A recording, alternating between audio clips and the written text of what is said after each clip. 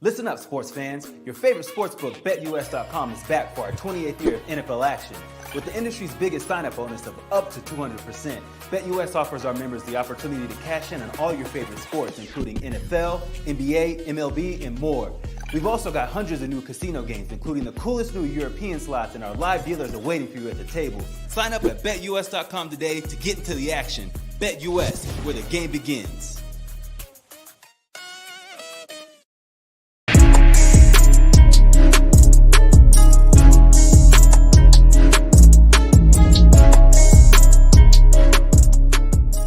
This episode of the Darion Hopkins Sports Show is sponsored by SeatGeek. SeatGeek is the #1 platform to browse, discover, and experience best events in town, all in the palm of your hand. From heart-pounding concerts that can make you dance to nail-biting sports games that can keep you on the edge of your seat, SeatGeek has it all. From exclusive deals and personalized recommendations tailored just for you. Use the promo code DHopkins and get $20 off your first purchase. So join the movement. SeatGeek. Get up, get out, and get tickets. This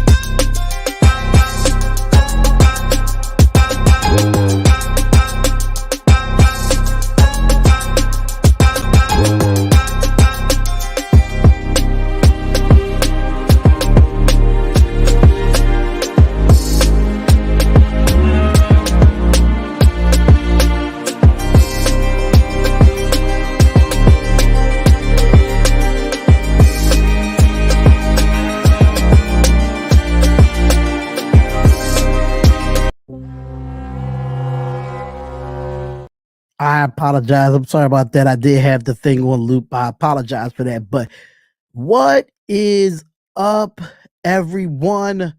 Good afternoon. Good afternoon. Good afternoon. It is your boy Darion here with another live stream of the Darion Hopkins Sports Show. We want to thank y'all for coming in for another show. Today is Wednesday, June 12th, 2024, and we're here live on all social media platforms when it comes to Facebook as my personal page, Sonny Hopkins. We are live on Facebook at the Darion Hopkins Sports Show on Facebook. We're live on YouTube at the Darion Hopkins Sports Show. We're live on Twitch at D Hopkins Show, and we're live on Twitter at the D Hopkins Show, ladies and gentlemen. And we're live on Bigo Live, ladies and gentlemen. Yes, we are live on Bigo Live. Yes, so make sure y'all go check it out over there. The Bigo ID is D Hopkins Show 1. So make sure y'all go check it out over there.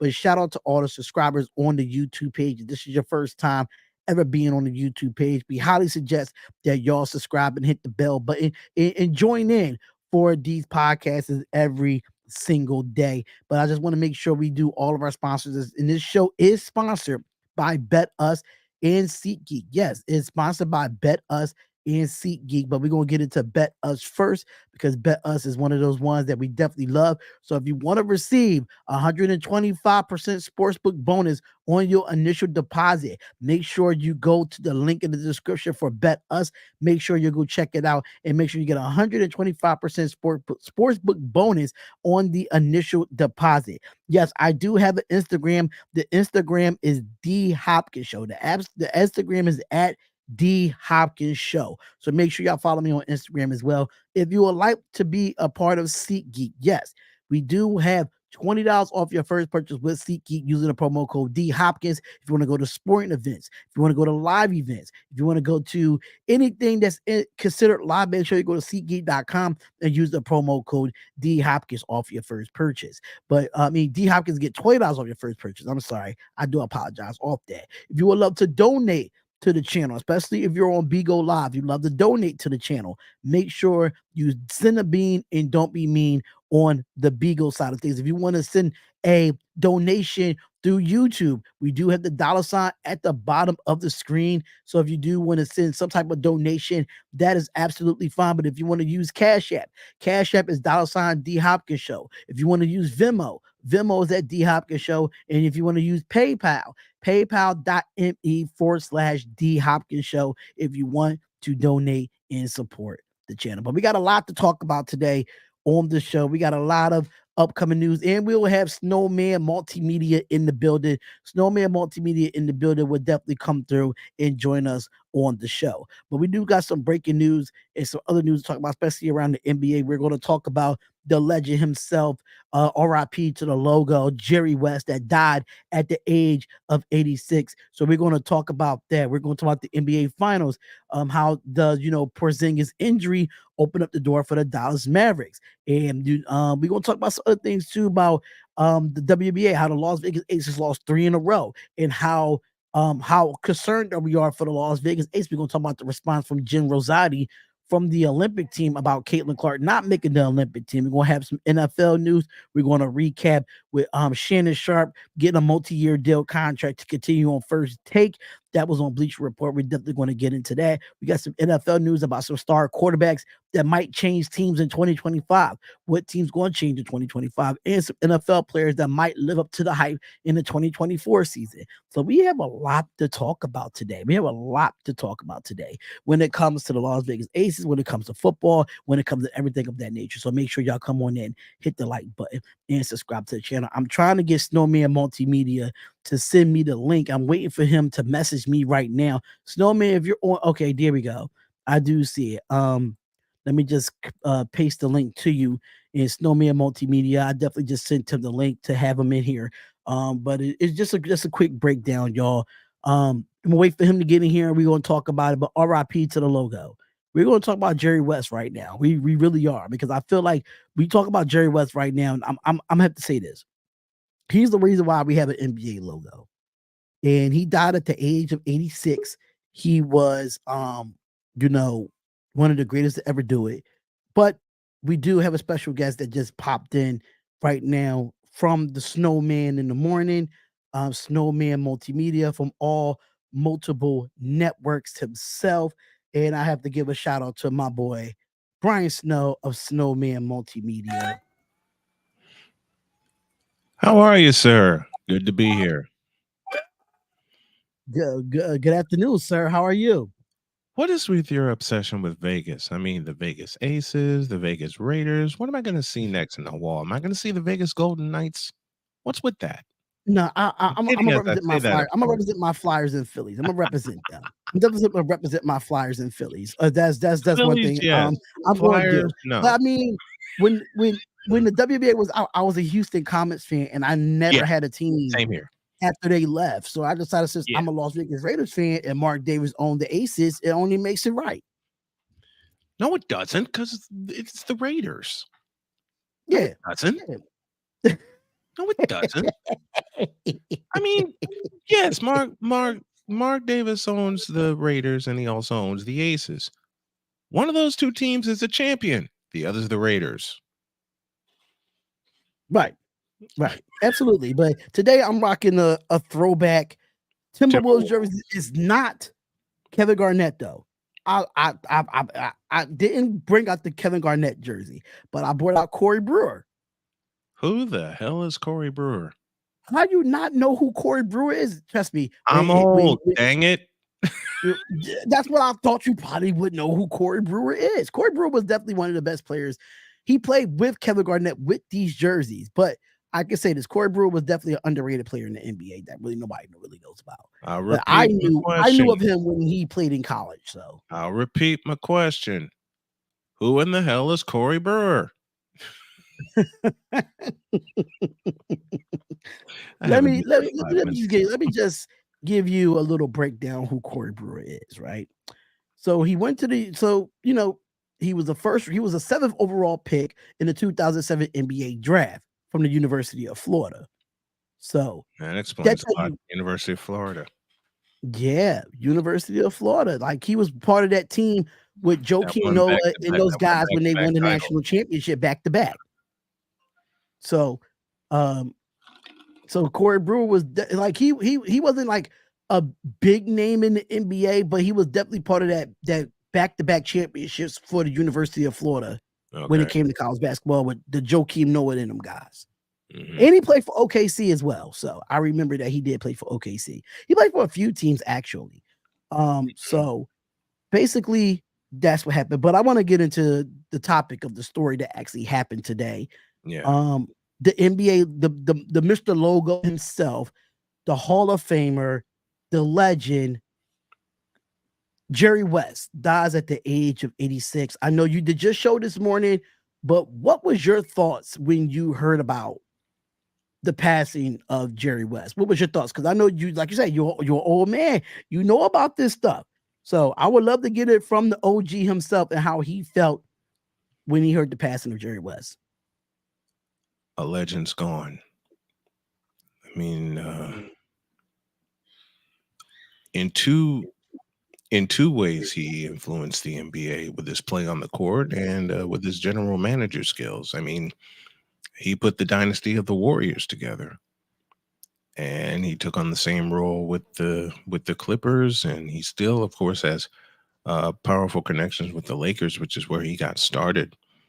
But when you lose a person, not just a player, not just a GM, but a person, the caliber of Jerry West, it's going to leave a hole in your heart, especially with the teams that he influenced the most. As a player, as a GM, of course, he was a Hall of Famer. As a player,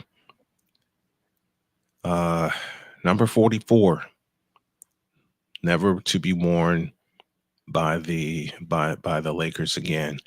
I've seen some highlights of him early on in my life, and that's how Dad taught me the game of basketball. So it's tough when you know about someone that you've had a chance to watch, when you had a chance to study him. That's an influence. And he definitely was that. He definitely was an influence. And I have to assess to that because I didn't get the chance to really watch him, but I did watch film on him. I didn't get a chance to watch him live. You know Right. what I'm saying? But the man was a 14-time what 14 All-star. 14 All-Star. He was a champion with the Lakers. He was a 10-time first team all NBA team, Hmm. and he was the reason why he traded for Kobe Bryant in the draft. He was the reason why he traded for Shaquille O'Neal to leave the Magic to come to the Lakers. When it comes to rosters, as a GM, when it comes to Jerry West, especially over in Golden State, he was the reason why Klay Thompson didn't leave Golden State. Hmm. And the impact that he had on those players is second to none. It's crazy. You can't deny a guy that averaged 25 and a half points with no 3-point line. He put the Kobe and Shaq Lakers together, that three-peat, and he put, as I said, the dynasty of the Warriors together, which began, of course, with drafting the Splash Brothers within 2 years of each other. Right. And then you had the other central piece in Draymond Green, and then Steve Kerr becomes their coach. And then one of the most underrated moves the Warriors made because of Jerry West when they signed Andre Iguodala. Mm. When they signed Andre Iguodala, that was the final piece they needed. And then Steve Kerr made a second move, moving him to the bench because he saw his value coming off the bench. Not to say that Andre Iguodala didn't have any value as a starter. He certainly did. But he had a little more energy coming off the bench. And you saw it every playoff run they had. Yeah. Yeah, absolutely. I I I can't think of anything else to really say because he did so much for the game. He did so much for the players and going out and getting players that teams gave up on, like Andre Iguodala. The Sixers gave up on him. Memphis gave up on him. The So Sixers gave many up teams on gave him, up on and the Nuggets Iguodala. gave. Look, the Nuggets gave up gave on up him. on Iguodala after 2012. Then the Nuggets gave up on him after 2014 because of so much turmoil that was going on in Denver, and Jerry West plucked him out of there. And the most underrated move was when the Warriors signed Andre Iguodala.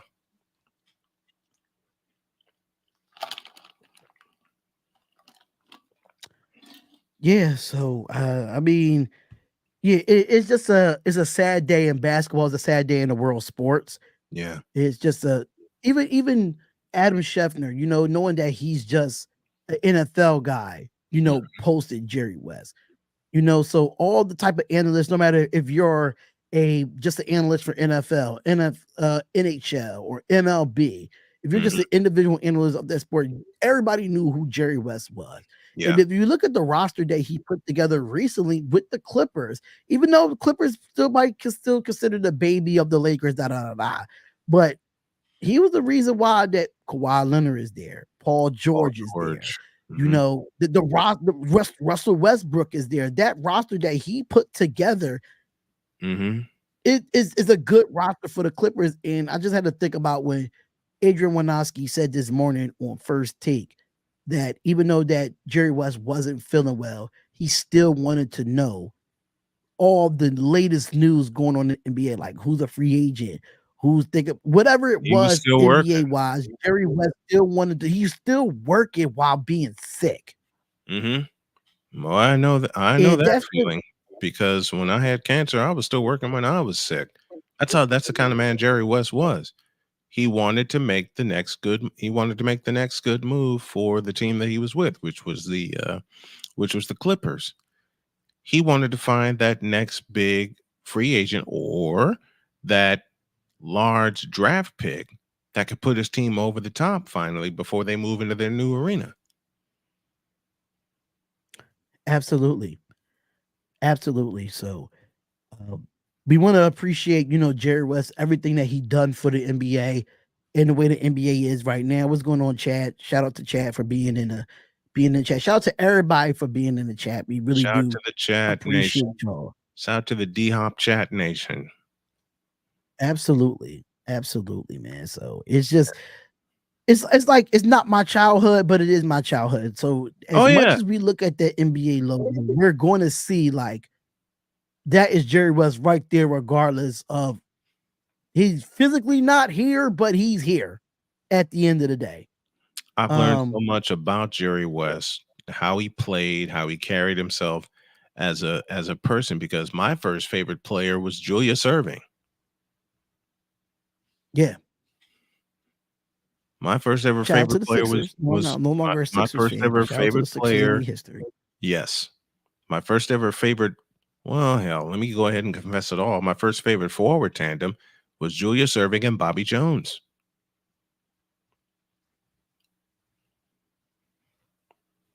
I love when your connection keep going in and out. Snowman. Here, let me step away for a minute. Let me reset some things. Give me about 5 minutes and I'll be back. Absolutely. Because oh, I'm sorry, say it again. Because we got to have some fun when I get back. Because I answered a question, folks. This is where I'm going to have fun, and this is where I'm going to tease Darion unmercifully. He put a question out there, and he included his top candidates to coach the Lakers. First of all, who the hell wants that job? Secondly, if you read your hat, that's what every candidate said. I won't repeat it. That's what every candidate said to coaching the Lakers, including Dan Hurley. No given. I'm gonna say this one time before you gotta go out and check your connection real quick. I'm gonna go out and say this. Go ahead. If you're going to get a coach for the Los Angeles Lakers, right? You need someone that can dig in LeBron's ass. Yeah, I don't care how big of a star he is. Here's the problem. I think Mark Jackson. They ain't Pat Riley. Mark Jackson. It's not Pat Riley, but I think Mark Jackson and Jeff Van Gundy are the most sternest coaches that could get in LeBron's ass. Listen, Jeff Van Gundy will never get a coaching job because he told the truth about LeBron James on the air. As far as Mark Jackson goes, he screwed himself. Look at his time with the Warriors and what happened off the floor. That's why Mark Jackson will never get a job coaching the game. And again, as far as Jeff Van Gundy goes, he would like to put his foot in LeBron's ass, but the powers that be won't let him. Frank Vogel, anyone?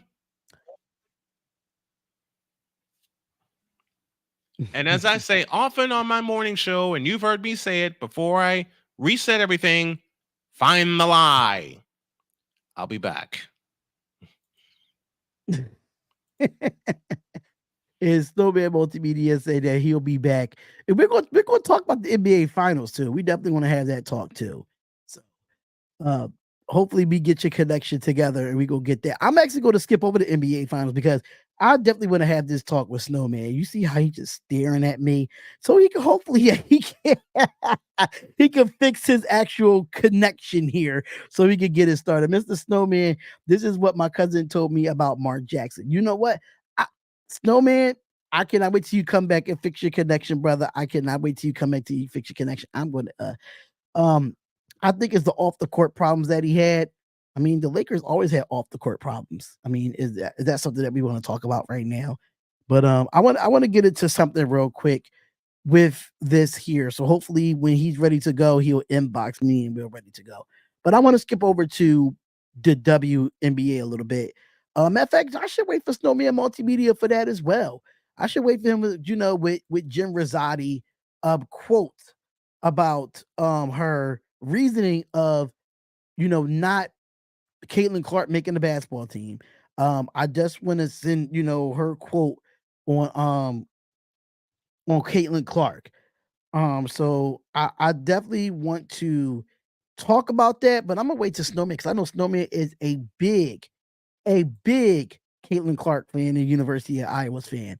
But when it comes to the Lakers, I mean, it's a few things that we could talk about there when it comes to the coach. I don't know if y'all saw the video. Make sure y'all watch the video over there on Darion Hopkins Sports Show. The video is uploaded about coaching candidates that could be a part of the Los Angeles Lakers. But I could go strictly into some NFL news a little bit, and I want to talk about it, right? I want to talk about, Aaron Rodgers, because it's been a talk of the town when it comes to Aaron Rodgers, right? And I just feel like this when it comes to him. Why are they making him a big deal about mandatory mini camps? Like I'm not understanding. And I'm just going to read with what was said to me. And I'm going to be completely honest. Like, I don't know why they're making this a big deal of mandatory mini camps. I think is late to keep it like that. And I think is weird to talk about it. But in spite of Aaron Rodgers' absence from mandatory mini camp this week, that the New York Jets head coach Robert Slayer denied on Wednesday that there is any tension or rift or disconnect with his quarterback. Robert Saleh attempted to clear up any confusion on the matter of the terms of the star QB after telling reporters on Tuesday that Rodgers' absence was unexcused, in quote unquote. Aaron Rodgers and I, he said, Aaron and I are on the exact same page, Robert Slater said on Wednesday, adding that he aware of Rodgers' plans. There's no issue between Aaron Rodgers or his teammates for that matter. We addressed it yesterday. It is more of an issue for everyone outside the building than it is inside. Jets also are dealing with the absence of pass rusher Hassan Reddick, who wants a new contract, and under the league collective bargaining agreement, both absent Jet players are subject to rolling fines for missing this week's sessions.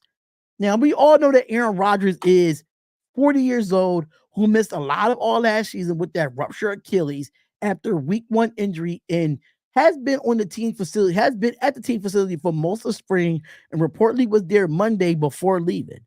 Now, Robert Slayer did say on Wednesday that he hasn't talked to Rodgers in the previous 24 hours.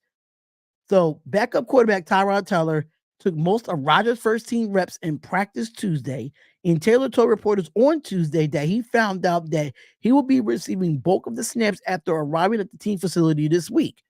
Now, asked why Taylor was in the dark in Rodgers' attendance, and Robert Slayer has deflected it. He said, nope.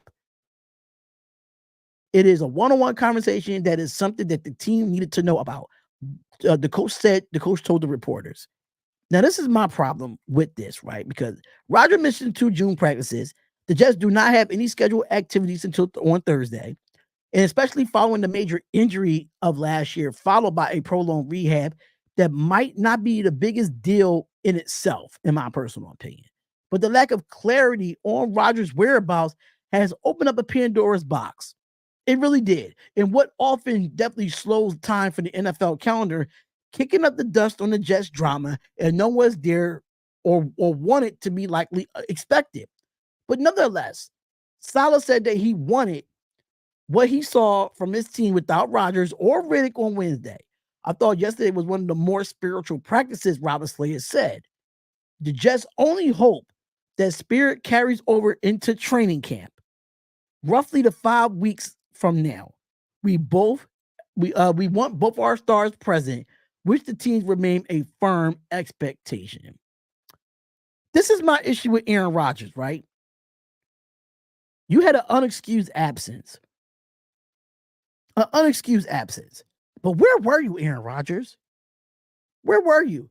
I don't know why, they make this a big thing of mandatory mini camps and stuff like that. I mean, when you call something mandatory, that means you have to be there. But I understand from a player's aspect, you want to live your life outside of just being on a football field all summer. So I see it from both sides when it comes to Aaron Rodgers and it comes to the Jets. Understand you have a job to do. But you got to live your life outside of football. So why do you think a lot of players are retiring? Because they got to think about football 24/7. Mentally, that could really hurt a man. You know what I'm saying?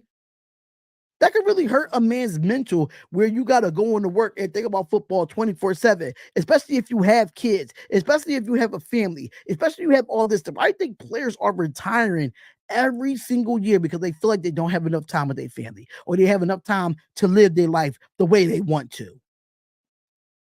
And Aaron Rodgers wants to live his life, even though he should have gave an excuse. They should have told us why it was unexcused. That's just me as a media person, as that person. So we got Mr. Snowman in the morning. He's back with us. And we were talking about, Aaron Rodgers. Oh God. Yeah, I know, right? Talk about Aaron Aaron Rodgers is Rodgers. a royal pain in the patootie. Move on. No. I don't think it's a real. I was saying this in his defense though. And we see a lot of players retire from the NFL, right? We see a lot of players retire from the NFL because they feel like they don't have enough time with their family and live their not a normal life, but live their life outside of football. Mm-hmm.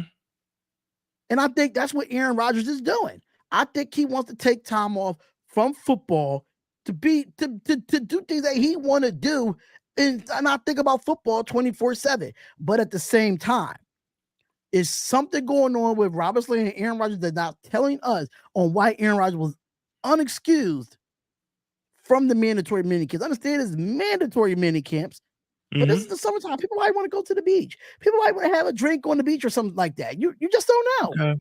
I'll settle this in one sentence. This is Aaron Rodgers. You know how much of a spotlight is on Aaron Rodgers? Just ask Pat McAfee. Unexcused is unexcused, period. Whether you're Aaron Rodgers or Deebo Samuel or the whole team of the Raiders. And yes, I threw that joke in there. He has to throw the Raiders in there every single time. Like, I don't get it. Look, you come on to my show and I kid about the Raiders. Aaron Rodgers, man. Look, you kid with me every time you're on my show, so I'm giving it back to you. I'm giving it. Now, we kid with each other. Look, folks, Darion and I, since we met, have kidded with each other all the time. Yeah. All the time. We kid with each other all the time on his sports show. When it comes to his play-by-play, he gets down to business. And I love the work that you're putting in.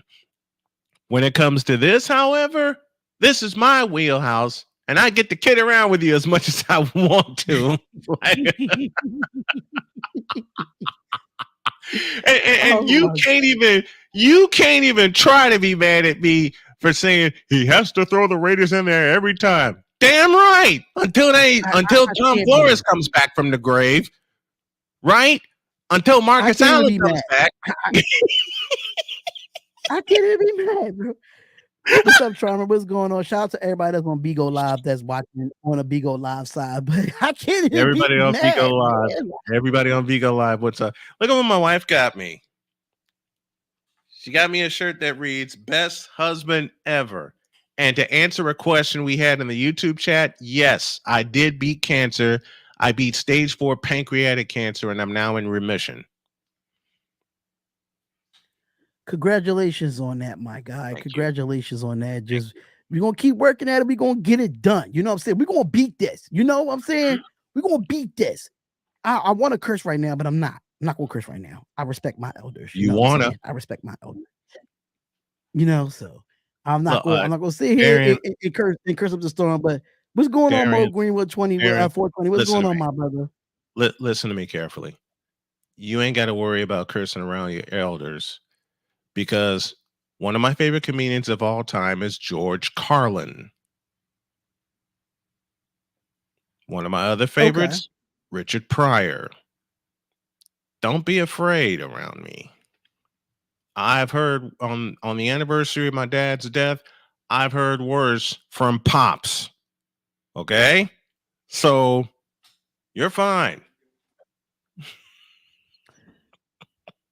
Yeah, I know he's serious over here. You know what I'm saying? He's serious over here. He wants all the smoke. And I'm laughing my head off. And I'm laughing my head off when y'all bring the smoke. This is fun for me. This is fun. Mavs 4-3. Man, please. This series is over by the weekend. Let's get into it. Let's talk about it right now. Let's get into it right now, Snowman. Let's just do it. Like I was trying to hold off. I talked a little bit of NFL before we get into it. I wanted to talk to NBA Finals. I'm gonna say this to you, Mo. 4-3 Mavs. If the Boston Celtics have a debacle like that, then the Boston Celtics are frauds. If the Boston Celtics have a debacle like that, throw the whole season away. If they have a debacle like that, throw the whole season away. Right. Mavs going to sneak two with Porzingis being out. I don't think it's official yet that he's out. No, they're not. They're not going to sneak two with Porzingis in. They're going to win. The Celtics are going to win Wednesday. They're going to win Friday and close this out. It'll be the first sweep since 2018. I'm calling it right here. If I'm wrong, I'm wrong. I will throw that disclaimer out there all the time. I have been wrong plenty of times. Plenty of more times beyond that. As my dad, rest his soul, he would have been 90 today, would say, it's not the first time I've been wrong. It won't be the last time I've been wrong. So I'm having fun with it. But Kyrie Irving is going to fumble the bag again. Now, I don't know about that. Now, he's going to fumble the bag again. Irving, I don't think so.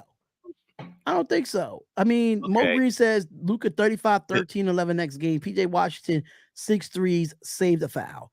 Let me just say this. 6 threes? Has he taken 6 threes in this series? Yes, he has. Okay. He has. So I can't make that joke anymore. I can make this one. Yeah, just he to get on threes. He attempted 6 threes in the series already. He has. Okay. Then I can make just this joke to get on Darion's nerves one more time and have him laughing hysterically. I shouldn't do it to Darion, but I'm going to have to. Kyrie Irving's going to fumble the bag worse than Corey Brewer did. Wait, say that again? Say that again? You heard me. Sure I heard this clearly. You heard me. You heard me. You heard every word. You heard every word. You wouldn't be smiling or laughing if you didn't hear what I said. Man, Kyrie Irving's going to fumble the bag. Kyrie Irving's going to fumble the bag worse than Paul George has when he signed with the Clippers. How about that? He going to fumble the bag. Kyrie Irving and Luka Doncic are going to fumble the bag worse than Oklahoma City did in 2012 against the Heatles. And they should have kicked their asses. But that I didn't have OKC winning that regardless. I just didn't. I didn't have OKC winning that finals at all. Shame on you. Because that's what happens when you have James Harden coming off the bench averaging 20 a game, but he still wasn't enough for the Miami Heat. I'm just saying. James Harden hadn't done a doggone thing. But you had an old ass Kendrick Perkins on that team too. A 21-step traveled Kendrick Perkins.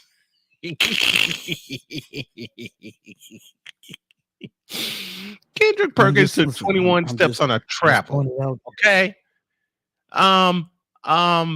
Wait, let me think of a good one here. Okay, while I'm throwing jokes out there about the Dallas Mavericks, I will say I will throw this one out there. The Mavericks are going to fumble the bag worse than the Jets did signing Aaron Rodgers. Wait, who fumbled the bag worse than signing Aaron Rodgers? Repeat that part again. The Dallas Mavericks are going to fumble the bag worse than the Jets did signing Aaron Rodgers for more than a year.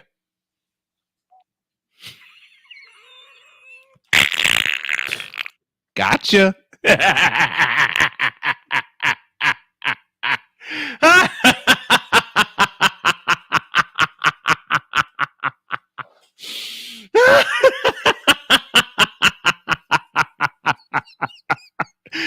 I never thought I would make can't Darion respond. go silent. I can't even respond to that. I just can't.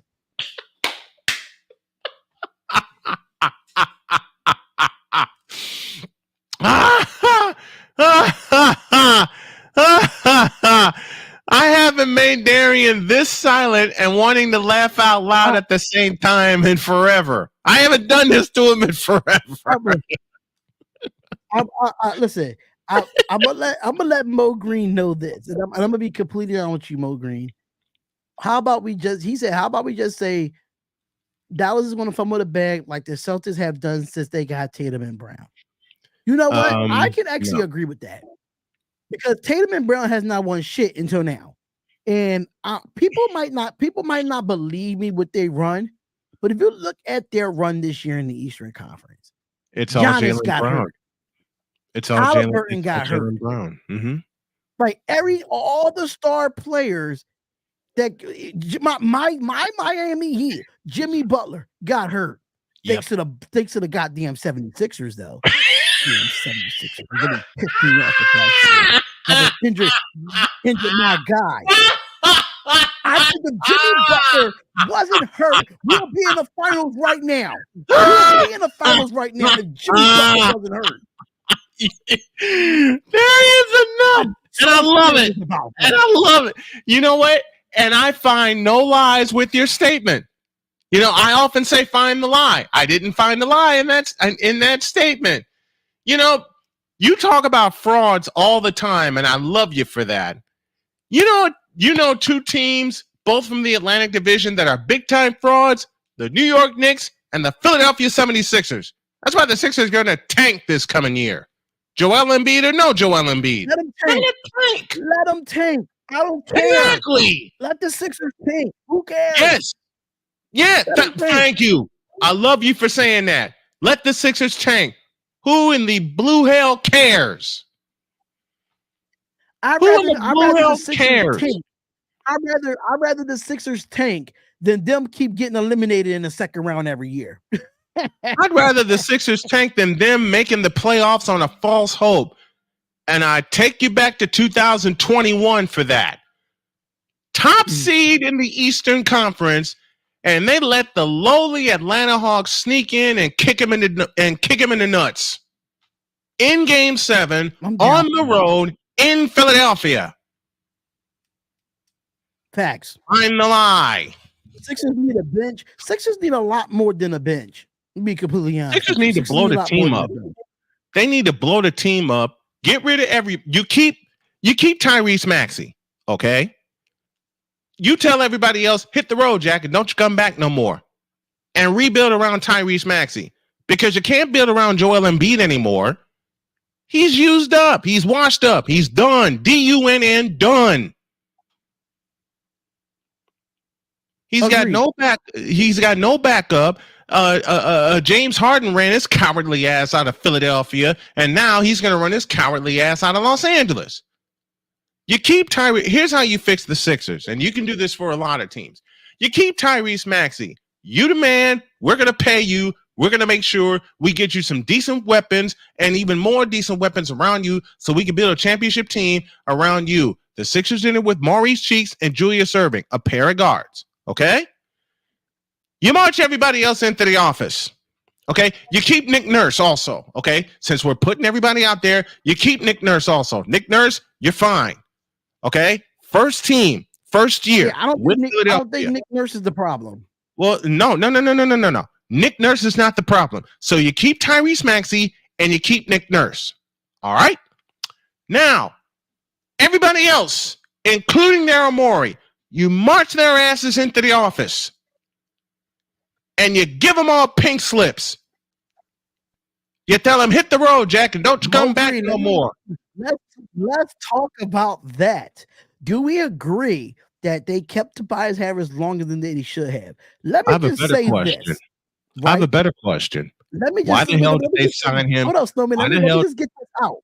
Let me just get this out. Because when it comes to Tobias Harris, not even just Tobias Harris. When it comes to the Philadelphia 76ers, right? I don't think Tobias Harris sucks. The system that he played in sucked. Because let's be for real, before he came to Philadelphia, Before he came to, let's be real, before he came to Philadelphia, he was averaging sucked. at least 17 to 18 points a game. He sucked. Before he came to Philadelphia. He sucked. He sucked before he came to Philadelphia, and he sucked worse after he came to Philadelphia. Tobias sucks. It's the system that sucks. And I'm going to tell you why the system that sucks. If you look at every player that came through Philadelphia, right, that wasn't really a star like that, they're playing better on other teams than they're doing with the Philadelphia 76ers.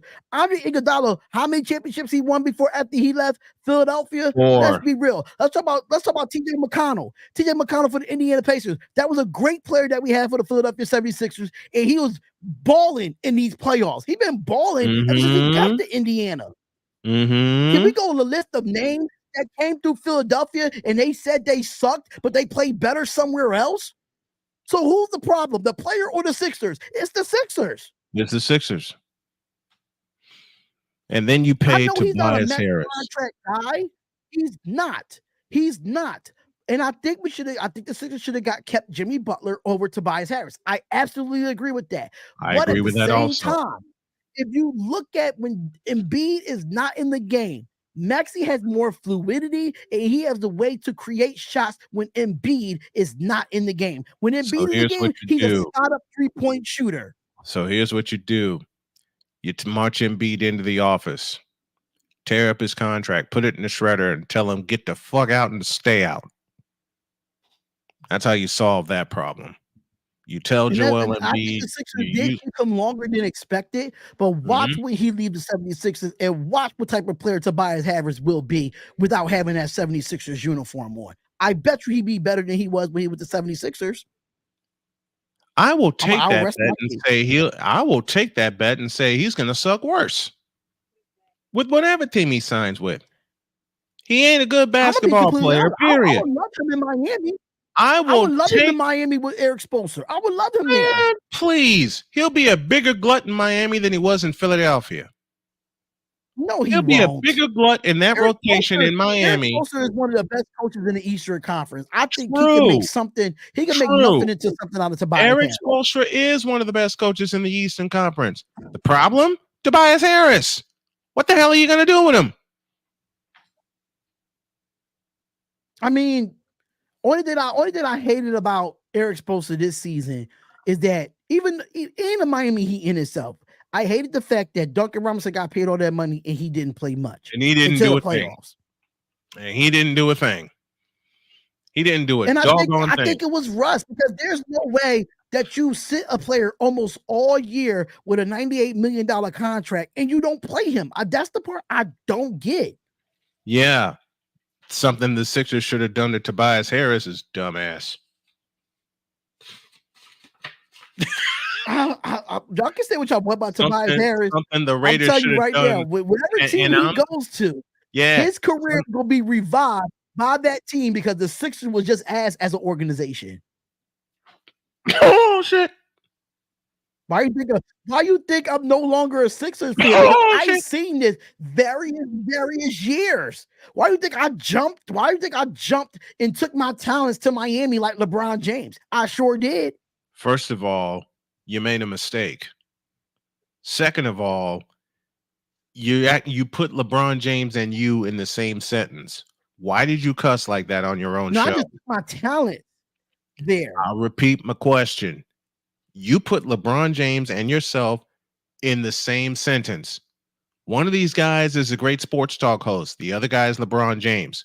What the hell are you doing putting yourself and LeBron in the same sentence for? Huh? Because like I said, like he was committed to being with Cleveland, and then he left Cleveland because Cleveland wasn't doing shit for him at all. True. Even though he went to the NBA Finals with that scrub ass team, and the Sixers are scrub ass team. Yes. That's why we both took our talents to Miami, because the Sixers are a scrub ass team, and so was the Cleveland Cavaliers at the time. Okay, here's the problem. One of these guys has great. Darion Hopkins, LeBron James in the same sentence. Here's the problem. One of these guys has talent. The other is LeBron James. So you think LeBron James doesn't have talent, is what you're telling me? He's been bullshit since he came into the league in 2003. I said it. He's been nothing but. No man said Wait, it. I didn't. Come here. Let me. Okay, where's my sound? I got my sound base up now. Where is it? I gotta go. All right. Here's a song about LeBron James. From me to you. Trays.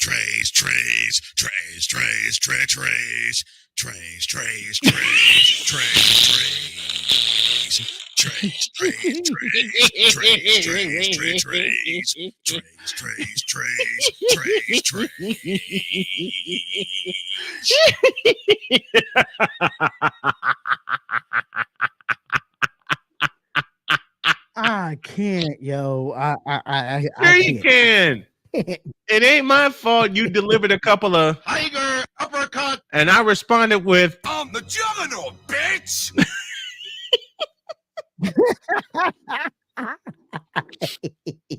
if Snowman brings up the Raiders again, I'm done. Only Snowman will bring you the audio, man. That's one thing I can say.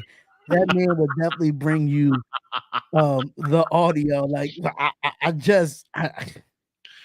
Right now in Darion Hopkins' mind, what in the all types of blue hell did I get myself into making Snowman a partner on my afternoon show?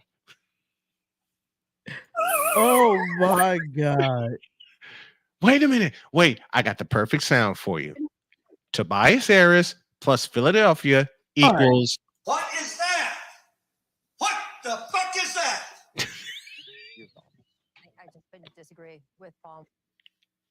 I want to get into real quick. I want to switch over to what Jen Rizzotti had to say. Okay. About Caitlin Clark not making the Olympic team. Now, I watched First Take today.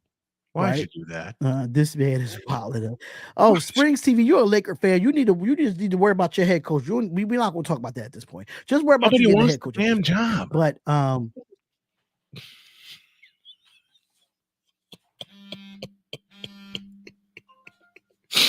nobody wants the damn job. Don't even worry about it, Snowman. Don't even worry about it, bro. We just gonna go straight into what this whole Caitlin Clark situation is with Jim Rizzotti. All right. Now, she did put out a quote saying that, as far as the selection committee chairwoman of USA team basketball, it said it will be irresponsible for us to talk about her in a way other than she will impact the play of the team, because it wasn't purviewed of the committee to decide how many people will watch or how many people will root for the U.S. It was more purview to create the best team we could for Cheryl Reeves. Now, I've been on ridicule about Caitlin Clark. I've been on ridicule about it. But I take nothing away from her. I think she's a talented player. I think she is. I think she's going to be one of the greatest players to probably play in the W. Yep. But I think right now is too much for her to go play international. I agree. If she's already struggling in the W in her rookie year. Now, if she was like a year or two out of the WNBA and she developed and she got better and she got stronger, then yes, put her on the team. I understand from a marketing standpoint that you want to put her on. The USA basketball game is going to be on USA Network. You tell me around 1 o'clock or 2 o'clock who are watching the USA Network. Let's just be completely honest. If it's not Law & Order reruns, I mean, I'm just saying. It's Law & Order reruns. And the bad part is I'm a fan of Law & Order reruns. My dad got me hooked on Law & Order way back when he would work at the post office and he'd come in and sit down. He turned Law & Order on USA, by the way, and fall completely out. I come downstairs an hour later while another Law & Order episode was being queued up and he's out. I agree with Jen Rizzotti in this case, and I'll give you another reason why Caitlin Clark being left off the USA team would do her some good. One, It would allow her to work on her game, especially defensively, because she is really struggling at that part. The second reason, she needs to rest. Yeah. The rest. You got to understand how many games that you play now in the WNBA and how much they have her on television now, have her in primetime games. It's so many games that she had. I think it's so many games that she had played since she came to the W. Mm-hmm. And 36 Springs TV of her wanted to games ask are a question. He televised. said, if Caitlin Clark went to UConn, does she break all these records? Do you think Coach Gio Auriemma is going to let her take those type of shots? I think with the talent that she has, yes. 2, yes. She would break all the records, if not even distance herself further ahead, because Gino Auriemma is a great scout of what? Talent. Imagine Paige Beckers and Caitlin Clark in the same backcourt. Right. Just imagine you have Paige Beckers and her in the backcourt. He's going to let her take. He's going to let both of them take the shots that they want and create. Mm-hmm.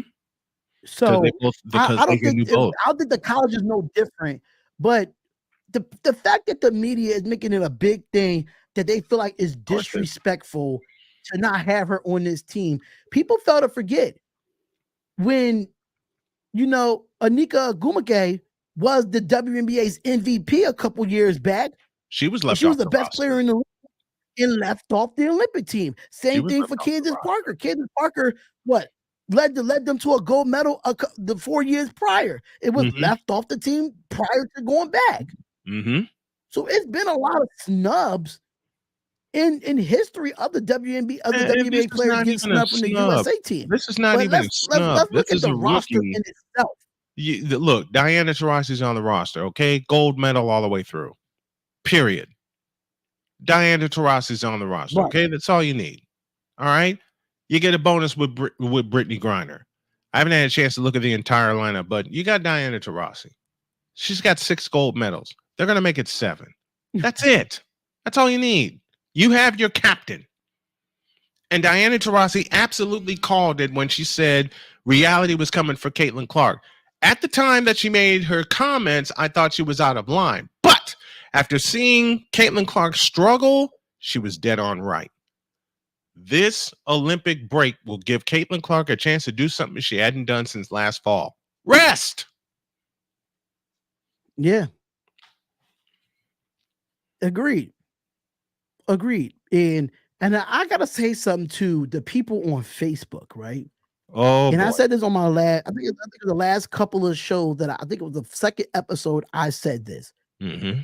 If anybody in these Facebook groups that keeps saying that Caitlin Clark is the queen of the WNBA, you're smoking crack. That's Asia Wilson. At the current time, that's let Asia that Wilson. Girl get a chance to be the queen of the WNBA. Let her make her now. Yep, let her make her ascension to queendom by developing her game all the way out, because she's got a lot to do on the defensive end. And again, part of that is due to fatigue for having only a month between draft and training camp. Itself, a month between the national championship, the draft, and the season, training camp. Yeah, you're right. Let that lady grow. Let that lady grow, man. Let her grow into her game. Let her grow, because people keep saying to me that I'm being racist towards Caitlin Clark. No, I'm not being racist towards. I understand that she's a great marketing asset because she's a face right now because of what she did in college. I get it 100%. But at the same time, it's so much talent in this WNBA that we could be talking about. Like Asia Wilson having her career year so far, but it's being overshadowed because Caitlin Clark didn't make the Olympic team. That's my problem with it. That's like it's so many great players in the league right now that could be talked about with Caitlin Clark instead of outside of Caitlin Clark, if you get what I'm saying. Folks, I'm going to make Darion laugh and piss him off twice over when I say that's like having the Las Vegas Raiders be the main subject of your show, and Brock Purdy just put up a 4,000-yard season. No, what you should have said, Snowman, is that we talk about the Las Vegas Raiders and how the NFL disrespected again, having Christian McCaffrey on the cover, and the Raiders defense is chasing him. Well, you seen that? You peeped that? I saw it, and I have two responses. One, you didn't catch him, and two, it fits. Because y'all chased a lot of people and you didn't catch anybody. Wait. We're talking about a team. Wait, now I'm about to talk my stuff. Now, because you notice that when it comes to this defense for the Las Vegas Raiders, ever since Antonio Pierce took over, we had not had a 100-yard rusher since Antonio Pierce took over. Wrong. Name one. Christian McCaffrey. We didn't play them last year. Second game when we didn't Antonio play them Pierce last year. Will you shut up and listen? In his interim status, you allowed 145 to Christian McCaffrey. That's why the Raiders are on the cover chasing Christian McCaffrey, because y'all couldn't catch his ass. Snowman, you know what? I mean, for God's sakes, y'all couldn't catch Brock Purdy, for crying out. You know what? I'll go one step further. Y'all couldn't even catch George the Animal Kittle, and he was playing on a bad ankle. Take that. We played them in the preseason. We didn't play them in the regular season. Yes, you did. In 2023?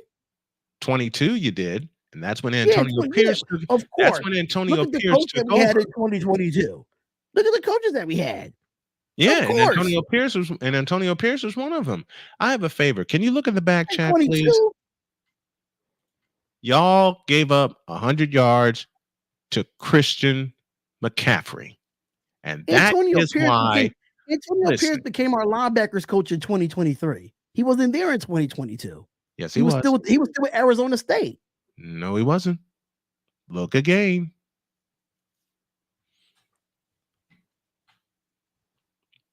Antonio Pierce wasn't on our staff in 2023. He just wasn't. It couldn't have been.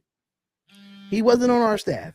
And you call yourself a football historian. Shame on you. No, I'm dead serious. As a coach, he was okay. Yeah, he was with Arizona. He was with Arizona State in 2021. He was the recruiting coordinator in 2022. He wasn't no until big name midway coach. Through the season. He wasn't a big name coach. He wasn't running the defense then. He became the interim head coach. He became the interim head coach last year, 2023, not Wrong. 2022. He was officially named the coach for 2023. He was the interim head coach in 2022. And one of the games that he faced, and recruiting coordinator in 2022 to 2023, linebackers coach for the Las Vegas Raiders in 2023, then became the interim head coach. And he and his defense, with him being the linebackers coach, surrendered a 100-yard game to Christian McCaffrey. Where? In 2022. As the you know who our defensive coordinator was in 2022? Nobody. My point exactly. My point exactly. Of course, you're going to give up 140 something yards with that defensive coordinator. You're right. You're right. You could have ran for 140 yards with that defense. Let's just be real. Let's be real. I'm 51 years old. I don't think I would have run for 140 yards on that against that defense. Our defense stinked in 2022. Listen, my son could have run for 145 yards against that defense. I could not have, because of all the health problems I've been through in the past 3 years. But I'm saying is, but when Antonio Pierce officially took over as interim head coach, yeah, we were ranked in the top 10 in defense. Yeah. Here's the problem. You didn't see us, because we'd have ran your ass over again.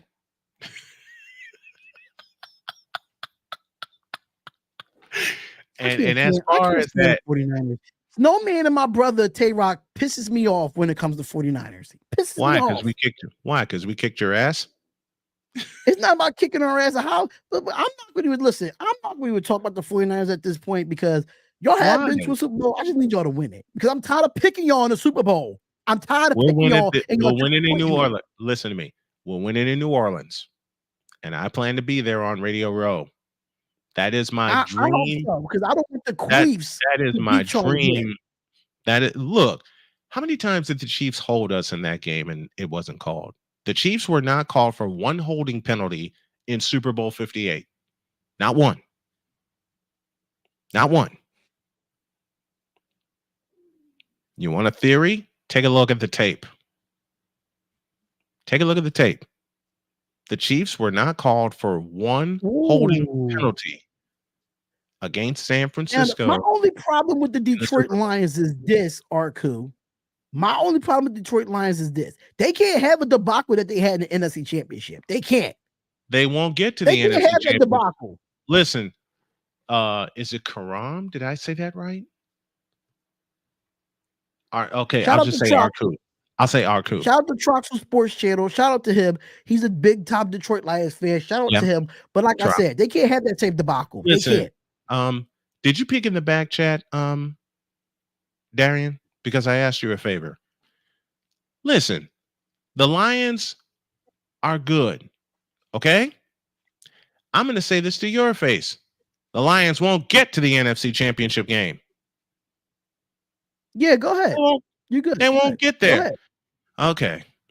I got a favor, folks, and I'm going to post this right now. Can y'all help a disabled broadcaster out? Because I'm desperately trying to help my family since the state of Indiana won't give me my disability, and it's a fight and a half.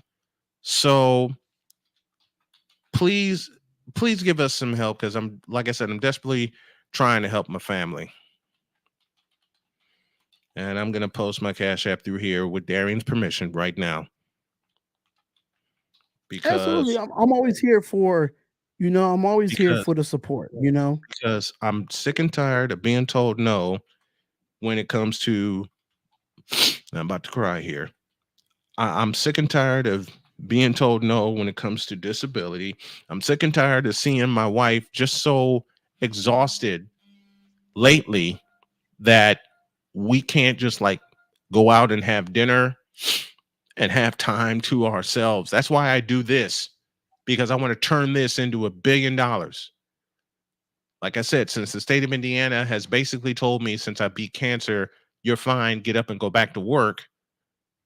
I said, okay. And with my wife's blessing, she said, put your all into this. Now it's time to pay some dividends. This is why I do as many streams as I do. This is why I'm getting back into doing play-by-play. And I'm sorry, Darion, for breaking down, but you know me, when it comes to my family, it means everything to me. And especially in celebrating the day my dad went to heaven in 2007. That's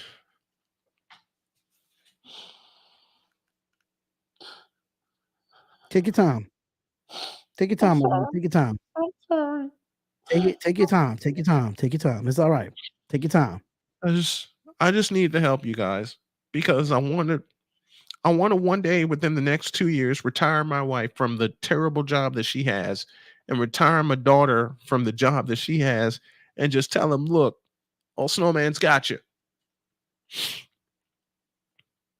That's why I do this. That's why I make people laugh with my outlandish predictions, but I also stay real when it comes to when it comes to sports.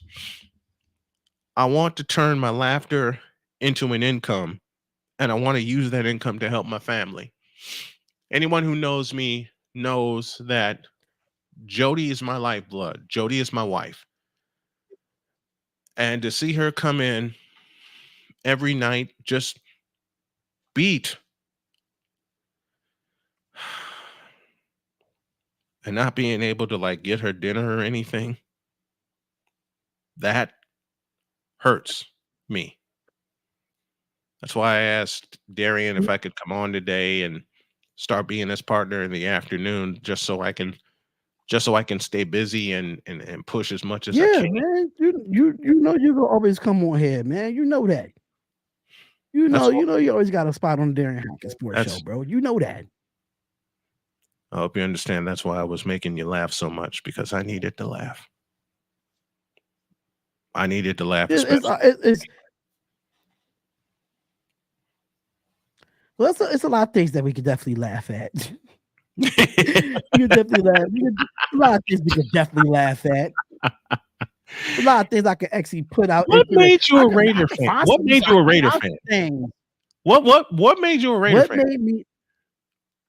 I tell this story all the time, and I think I told this on your story on your show a couple. I think it's like Okay. last year or recently. I was on your show, if I'm not mistaken. But Mhm.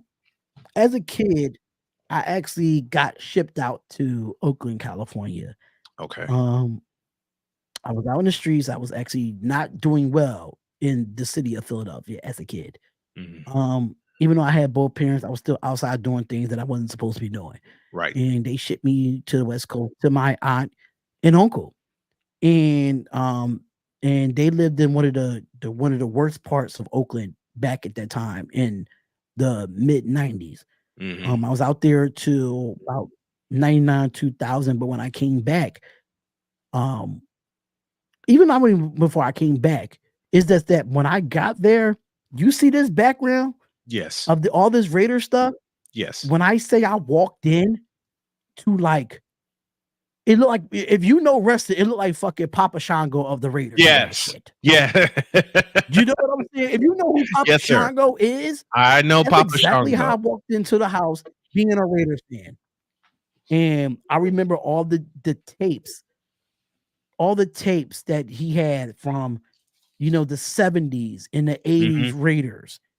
Yeah. And what was the mystique and why you put that silver and black on. Yeah. That's what made me a Raider fan. Okay. The history in itself. And by the time I got back home between 98, 99, I think I came back home back in 2000. I Mhm. came back home back in 2000. And I was already a Raiders fan in 98. Which And means you I never hate looked Chart. back. Which My dad means was kind of pissed off because of the fact that he's an Eagles fan. He was pissed off. And the fact that mind you, because me and my brother was never like, we was together, but we was always together. But me and my brother was in so much trouble. He went with, my I think it was my great aunt that lived in San Francisco. That's how he became a Niners fan. They shipped me out to Oakland because they separated us. They shipped me out to Oakland. And they separated. That's how we became Niners and Raiders fans, unfortunately. And my dad came back pissed off. Well, He came back pissed off. He was like, listen, I'm going to respect y'all, but this is bleed green house. I couldn't put Raider stuff up for a long time when I came back to Philadelphia. well, I here's tell you how. that, but I was Well, not able. here's my story on how I became a 49er. It's a rivalry. The Eagles and the Raiders is not a rivalry. Actually, it is. Actually, it kind of is because we beat them in the Super Bowl, and then every 4 years we play the Raiders. I mean, every 4 years we play the Eagles. And the last time we played the Eagles, we beat them. But then the 4 years prior, Nick Foles threw all them touchdowns against us. So it's like back and forth kind of rivalry every 4 years. But it's kind of a rivalry in itself. But here's how I that's how I became became a Raiders fan. Unfortunately, here's how I became a 49er fan. When I was in 4th grade, I was just getting into football, and I fell in love with Joe Montana. My teacher at the time was a Cowboy fan, and she said the Cowboys were going to kick our asses. I finally had enough because she had been parroting it all week. I had enough. I stood up and I said, Mrs. Jefferson, your Cowboys are going to lose on Sunday. As wide-eyed as my teacher got that day, she decided to up the ante. And she says, all right, I will bet y'all a room full of cupcakes that the Cowboys will win. Oh, yeah. And if the 49ers win, everybody in here gets 2 cupcakes. You're on. And I'm thinking on the way home, What the hell possessed me to make that bet? Then Dwight Clark happened. Then the catch happened. And I walked in the next day with the biggest shit-eating grin on my face. She came in and she knew we were going to let her have it. She just knew we were going to let her have it. She brought the cupcakes, and throughout the day we were eating the cupcakes, and I just walked by and I said, "Told you." And that is why I have been a 49er fan since 1981. Yeah, G Madness, we got them cupcakes. We beat the Cowboys 28-27, and that's how I have been a 49er fan since 1981, making it official and sealing the deal on January 10th, 1982. I've been a 49er ever since. Respectfully, me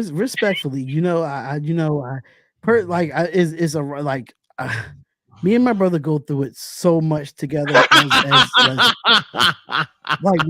say me and my brother argue to the core about our teams, like it's crazy. Like it gets a little bit personal at some point, especially when it comes to football. What? But basketball, let me tell you how personal. The same thing, Let me tell you how personal and funny it is in my household here. My daughter Cheyenne gave me this as a Christmas gift. My wife Jody has 5 rules of the house, and the 5th one that says this is the answer to every question. The Indianapolis Colts. So I got love for both the Colts and the 49ers, but my main team is the 49ers. But she teases me all the time. Jody teases me all the time, and y'all wonder why I brag about her so much. She teases me all the time, and Darion, you've been around when she's done it. Yeah, I have. You've heard Dr. K. All right, you've heard my beloved Dr. K walk by this set and go, the answer is always the Colts, and send everybody into a fit of giggles. In fact, when I did the Texans and the Colts, yeah, go ahead. This answer, I'm sorry, Arku asked me a question. He said, "How did my nephew become a Thunder fan?" I'm gonna be completely honest with you. I have no goddamn clue. I have no clue how he became a Thunder fan. I'm sorry. One thing I can tell you about, I'm gonna tell you something about my nephew, right? My nephew is a guy that goes with the team when they winning. Yes. He's that type of person. Yep. But he was born in South Carolina. Mind you, he loves the South Carolina Gamecocks. He does. He loves a football program. He loves the Carolina Panthers. Always loved the Carolina Panthers. He's about to be 17 in November, so he always loved the Carolina Panthers. But I don't know when it comes to basketball. Whatever the best team is doing something right now, that's his favorite team at this point. I can't even argue with him. You like him, I love him. I take it, so I can't even. Okay. I can't even answer that. Arku says he was born in OKC and has family from there. But that's not your real team, because that team should be home. And that home is Seattle. It should be home to the Seattle Supersonics. Doggone it. Yeah, that's absolutely correct. But your nephew. And I think the NBA should bring the Seattle Supersonics back, even though the OKC is still there. Bring the Seattle Supersonics back. Bring them back. Okay.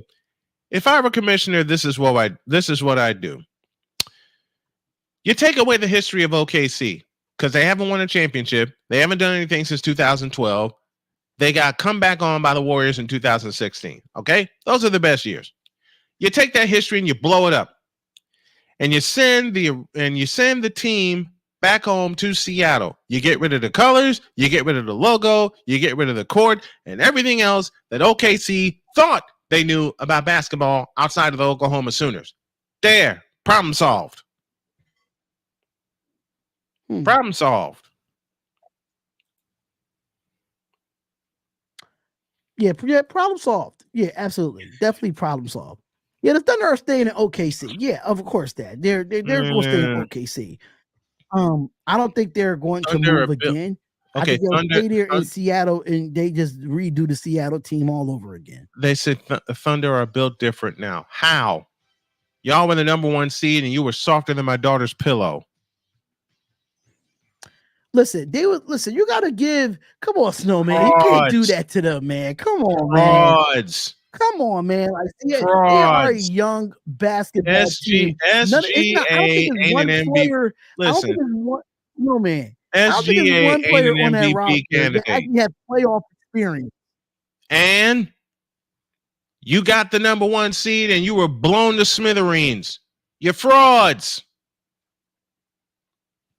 I don't think so yet. You're more fraudulent than the Cincinnati Reds.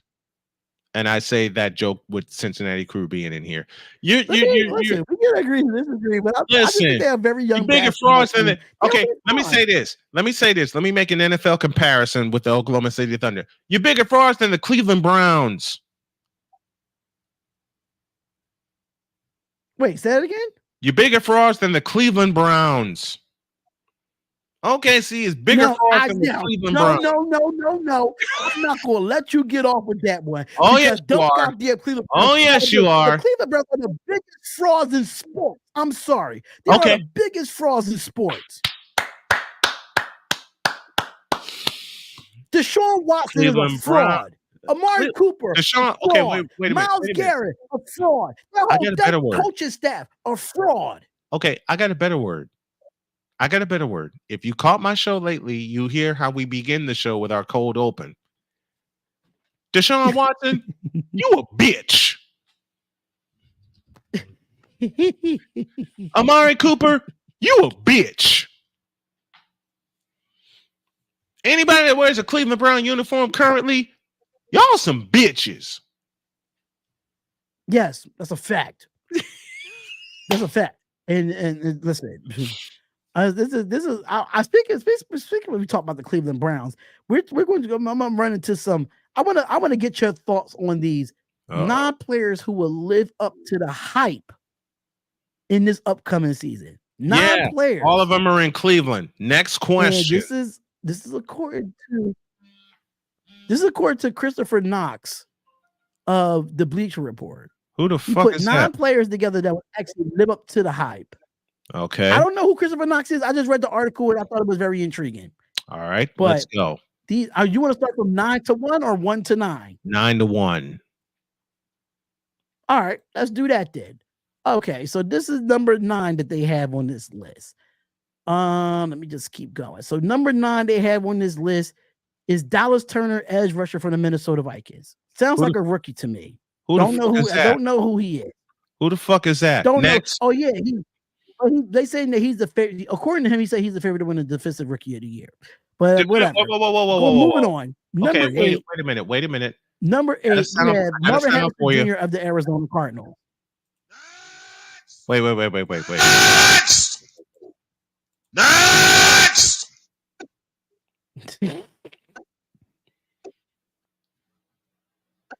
Keep going. Oh my God.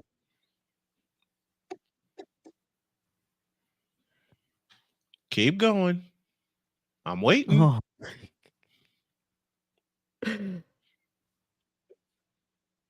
So I got Marvin Harrison at number 8, Marvin Harrison Jr. at number 8 for the Arizona Cardinals. Mm-hmm. That probably can live up to the hype. Number 7, they got Jaden Daniels of the Washington Commanders.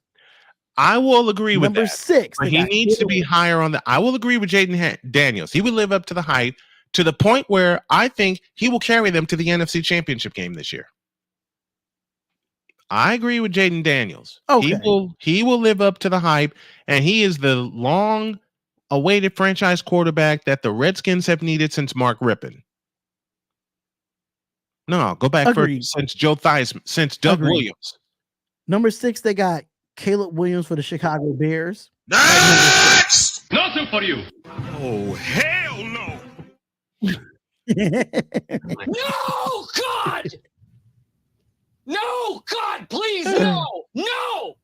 No! No! Oh my God, who the hell cares? Nothing for you. Oh, hell no! Oh my God, that is hilarious. Next. Caleb Williams ain't gonna do shit for the Bears. Number 5. I don't like this one in number 5. And they say Marquise Brown of the Kansas City Chiefs. Next!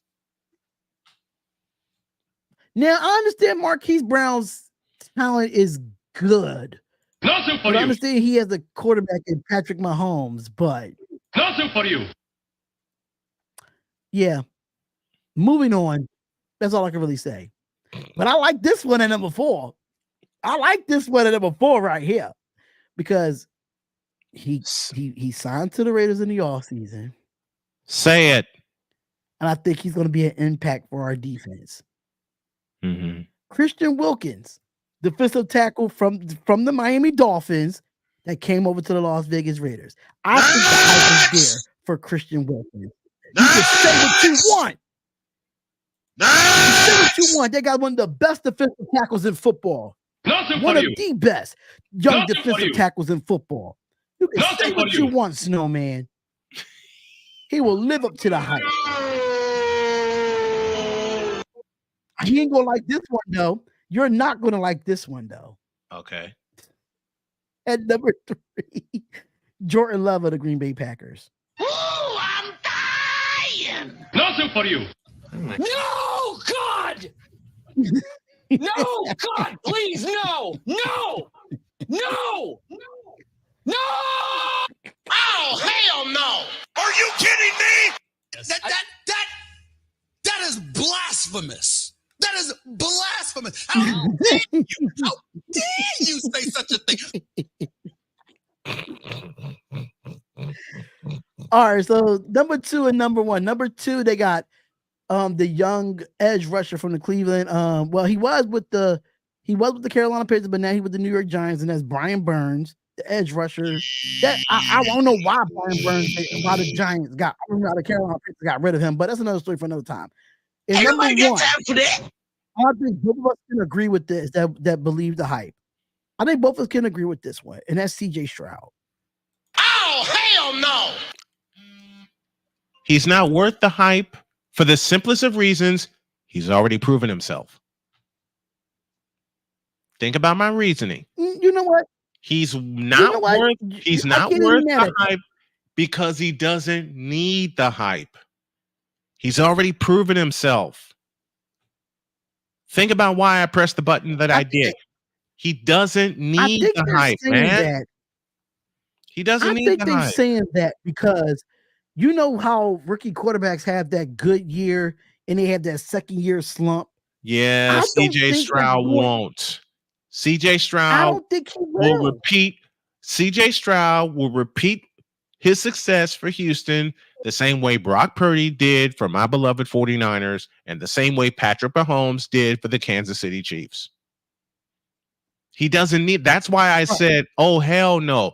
He doesn't need the hype. He's not going to be, he doesn't need the hype. He's already proven himself. I mean, hell, he took his team from the depths to a division title and a playoff win and hung with Baltimore for 30 minutes. That's a fact. He doesn't need the hype. Doesn't need the hype at all. He doesn't need the hype. Now everybody else on that list, save Jaden Daniels. Please. Yeah, I don't really like this Christian list and Christian Wilkins. Oh, hell no. Because don't hate. I have two reasons. Don't hate, Ryan. Come on. I have two reasons. One, he gets injured often. And two, he messes up a lot where he can't keep his ass on the field. Just ask the Miami Dolphins. I'm just saying, if he could keep his behind on the field, oh, hell no. I'm telling you, he will live up to the hype. No, he won't. If he can keep himself on the field. If he keeps himself on the field. That is blasphemy. blasphemous. That is blasphemous. How dare you? How dare you say such a thing? Stephen A., I got your book, bro. Just no shout out to you. I got your book, my guy. Matter of fact, I can compare Christian Wilkinson's upcoming season to that of the Cleveland Browns' upcoming season in one sound, and that is you cannot put those two together. yes, I can. No, you can't. Oh, yes. No, okay. you can't. Okay. I can't put those two together with that sound, but I can put it with this one. That's terrible. You know what, Snowman? You know what happens when you have a Niners fan on your show and they just hate on the Raiders so much, and as much because as y'all keep coming to us and we keep kicking your ass. Listen, the last losing season. Wait a minute. Listen, the last losing season we had when we played you guys was 2018. And what happened on Thursday night? 34 I'm not talking to about 3. that game. I don't remember that game. I was in amnesia. I don't know. You was in amnesia? I was under the drugs. I don't know. Wait. He said he was. I have no remembrance of that game. I got to use that excuse with my children a lot now. I was in amnesia. Granted, my children wouldn't buy it. Hell, my wife won't buy it. My wife won't buy it because she often tells me I have the memory of an elephant. But even if I even try to say I was in amnesia, all my wife will say to me is, "The truth shall make you free." And I'd lose. Listen, I have 4 daughters. Man. I have 4 daughters. Okay? I have 4 daughters and I got a baby boy. My baby boy is 25. Okay. See, you know what's funny about that? My children will listen, my children will gang up on my ass if I try to say I forgot something. I can't do it. My children will gang up on my ass.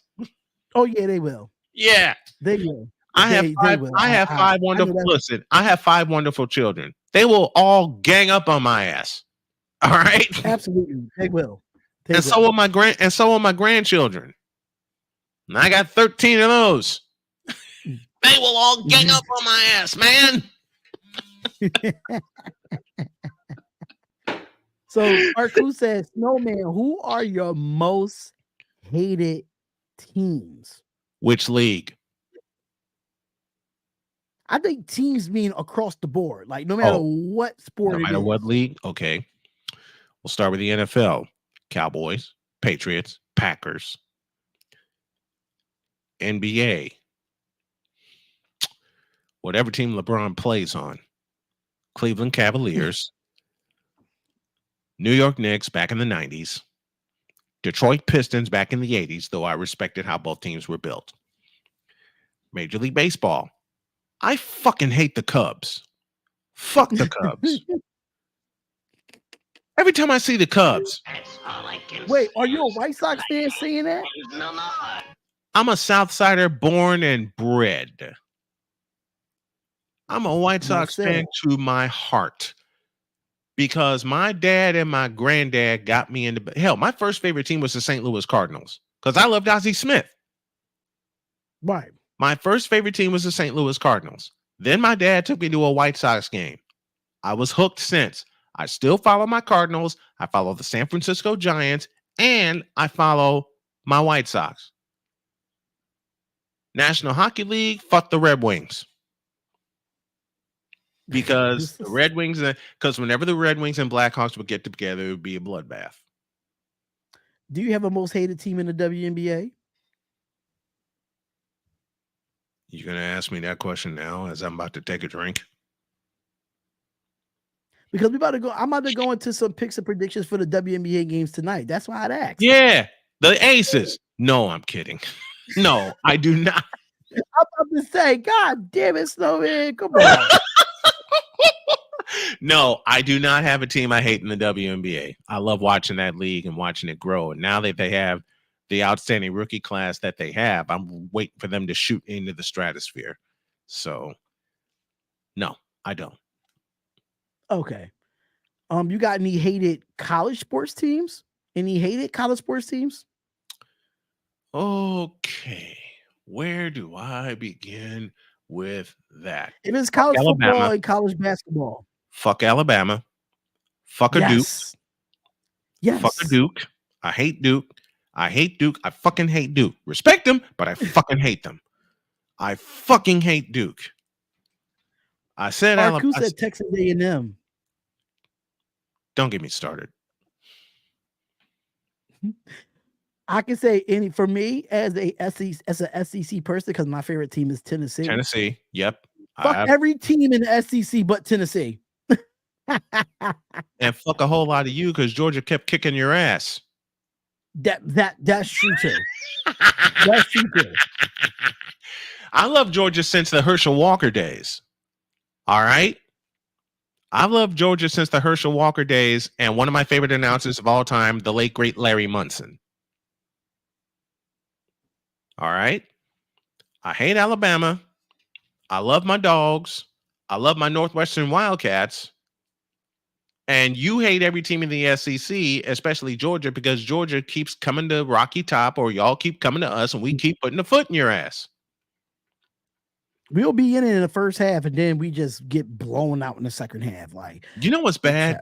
The last time y'all went to Georgia 2 years ago, 2 years ago, y'all hung with them for a quarter and a half in the rain. And then a muffed punt turns into a touchdown, and the game was over. For real. It was all true. That was it. You know what? You know what's funny? After I seen that, I turned the game off because I already knew what the expectation was. I already turned the game off. I was like, fuck it. Whatever. You saw that muff punt and you turned the game off.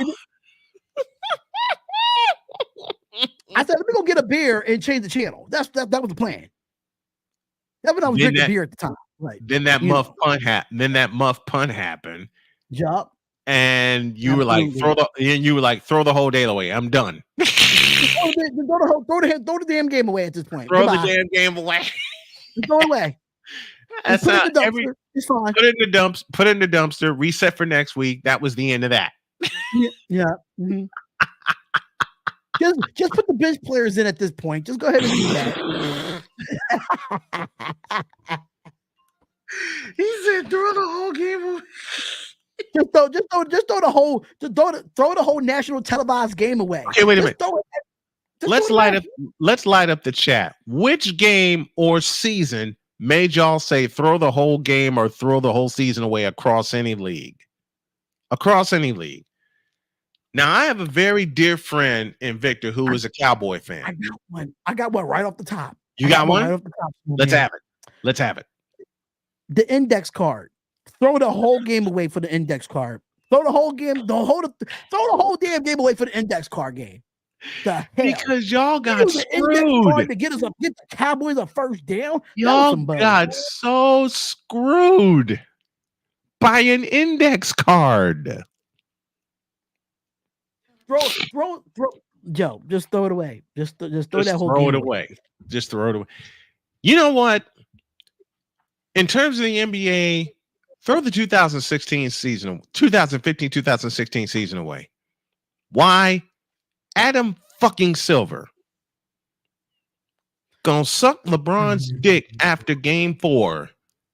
Suspend Draymond Green for Game 5 of the finals when it should have been Game 5 of the Western Conference Finals. Yeah. If you want to follow things to the letter of the law and follow things to the letter of the NBA book. No, they decided to suck LeBron's dick and help him perform this miraculous comeback. My ass. My ass. Miraculous comeback, my ass. Don't believe the hype. And after that game, I said, that's all I can stand, because I can't stand no more.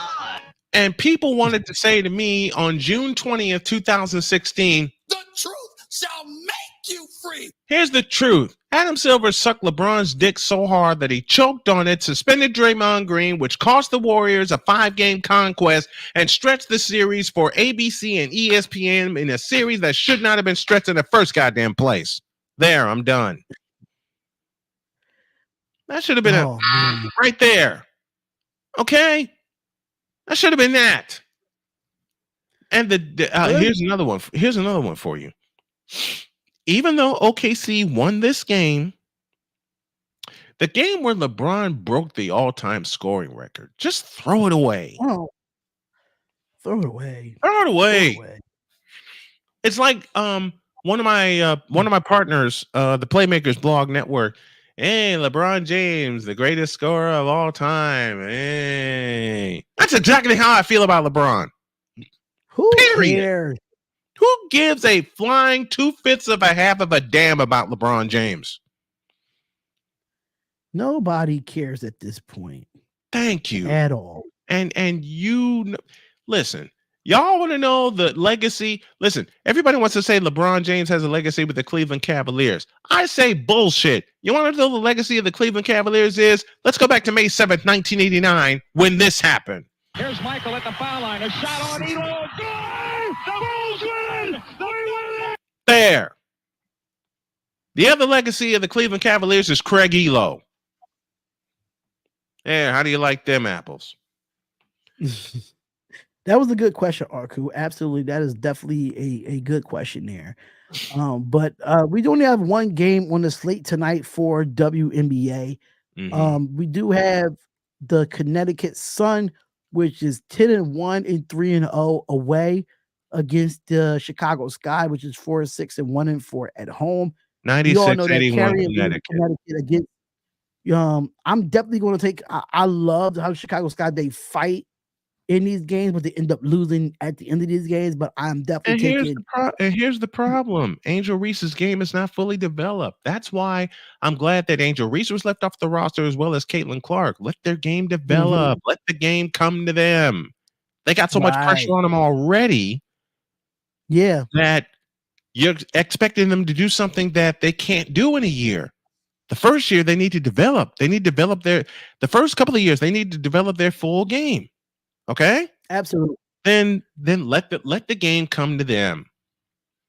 And I still say the Oklahoma City Thunder are a bunch of frauds. Fuck SGA. SGA ain't got a game to save his life. We ain't talking NBA right now. We think about the women. Ladies first. I said my pick. There. Ooh, ladies first. Ladies first. Man, don't sing that song in my ear right now. You making me feel like you've been my friend for a while, okay? Quit that shit. The last meeting the Sun had with the Chicago Sky, Sun won 86-82. So we all know that this is going to be a competitive game. Yeah, but I'm still taking the Connecticut Sun, even though DeWanna Bonner. I don't know why DeWanna Bonner did not make the USA team. I think that was a big snub. Yes, for Bonner is totally Bonner is totally underrated, and she was one of my featured players in one of the games I covered earlier with the Connecticut Sun. And I believe she should have made the Olympic team as well. Right. I think Bonner was one of those ones that got snubbed. She averaged almost 20 points a game, and she's shooting 46% from the field. Mm-hmm. How can you not have that type of efficiency on your basketball team? Exactly. I'm just saying. But exactly. But that's another. I'm just mind my business. I'm taking the Sun to win over the Sky. Who you taking, Snowman? I'm taking the Sun. They'll go to 11-1 tonight. All right. So let's talk about tonight's game, though. We didn't really get too much to talk about tonight's game. Celtics Mavericks. Celtics 144, Mavericks 98. There, discussion over. Celtics 140. Celtics 144, Mavericks 88. There, discussion over. 144? Yo, that's bogus. Yo, that goes crazy. 144? Wow. Now, I don't know about 144. Okay, 154. If the big if with the capital IF, if, ladies and gentlemen, that if Kyrie Irving, if this is a big if, I'm gonna be completely honest, it's a big if he could get at least 30 points to 35 points in this game 3, and Luka could get about 27, 28. If this happens, do I think it's going to happen? No. But if this happens, they have a chance. Do I think they will win this game? I am actually taking the Boston Celtics to win game 3. I just don't think, personally, in my personal opinion, the Dallas Mavericks don't have enough against the Boston Celtics. And I want to go off the deep end, not even the deep end, but I want to go off topic real quick. The Timberwolves are some goddamn frauds because y'all should be here instead of the Dallas Mavericks. Real talk. I have no comment right now, This but would be I a better series with the Minnesota Timberwolves than it would have been with the Dallas Mavericks. No, it wouldn't. Dead serious. No, it wouldn't. Yes, it would. No, it wouldn't. Yes, it would, because Anthony Edwards is him. Anthony Edwards would him. have been shut out. Anthony Edwards, just like Kyrie Irving will be, and just like LeBron James, will be shut out. No. Okay, No. so 144 is a little much. Okay, so 144 is a little much. 164 then. 164 to 88. 164. Yo. He is such a troll. He is such a troll. He is such a. I'm learning Snowman is one of the biggest trolls on YouTube. I'm sorry. And you laugh. And you laugh every damn time. So shut up. You. Right now, let me invoke a little George Carlin. Right now, Darion is saying to me, where is it? I did not need to be told that.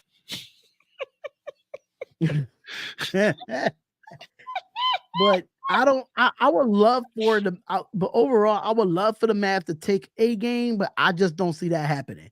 Nor do I. I'm going to say the score is going to be, I'm going to say 124 to 115. Yeah.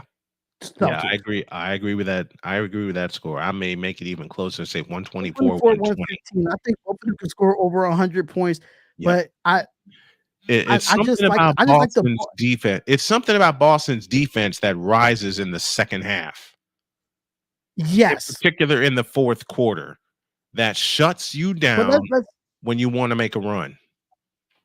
Right. But I got to throw this out there, though. And I think a lot of people didn't look at the box score from game 2. If you look at every quarter, right? Mm-hmm. Celtics or Mavericks won at least 2 of those quarters by 6 points or less. Mm-hmm. It wasn't like an actual blowout in each quarter. Like if you look at that box score, and I can see if I could go back to it. It was like 6 points or less or something of that nature. Yeah. So game 2, right? Mm-hmm. Let me just go back to it. Game 2. No, this is game 1. I'm sorry. Game 1. My bad. So game 2, right? Game 2 box score. The first quarter, Dallas won 28 to 25. Mm-hmm. Celtics won second quarter 29 to 23. Yep. Celtics won the third quarter 29 to 23, and Dallas won 24 to 22. And the middle periods is where Boston. Winnable for Dallas. Yep. It's the middle periods. It's winnable for Dallas. Yeah, here's the problem. The middle periods is where Dallas lost their luster, and the middle periods is where Boston won with their defense. Yes, and I think for me in game 2, the momentum shifted in the third quarter when Boston went on a run. When Boston went on a run, it was sky's the limit. Even though Dallas had found ways to get back in that game, and I think that people think that PJ Washington should have been fouled on that dunk. Mm-hmm. That was a great defensive play. I don't think that was a foul. Yeah, that was a defensive masterpiece. In actuality, in game 2, the Celtics won that game in the I like the no call. Listen, the Celtics won that game in game 2 in the second quarter when they shut Dallas out for 2.5 minutes and went on a 13-zip run to turn that around. Because remember, they led by as many as 12 in that quarter before Dallas got back into the game. So the Celtics put it away in the second quarter. That is where the Mavericks need to make their hay.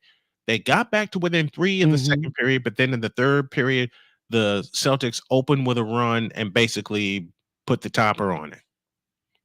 They allowed Dallas back in the game late in the second quarter and late in the third quarter, but once that fourth quarter hit and the Celtics came out 6-0, game over. Now, I got a question for you, Snowman, and this is just like me just thinking about it. Mm-hmm. As far as an adjustment for Jason Kidd, do you, even though you're not I don't think you're a big fan of Kyrie, like, I don't know, I'm not too sure, but to make an adjustment, instead of Luka bringing the ball up, do you think Kyrie should bring the ball up and get it to some pick and roll situations to help to wear down that defense of Derek White and Drew Holiday? Because if you get into a pick and roll situation, that means you're going to have to see if Holiday could go under the pick or over the pick and make them work a little bit harder against Kyrie.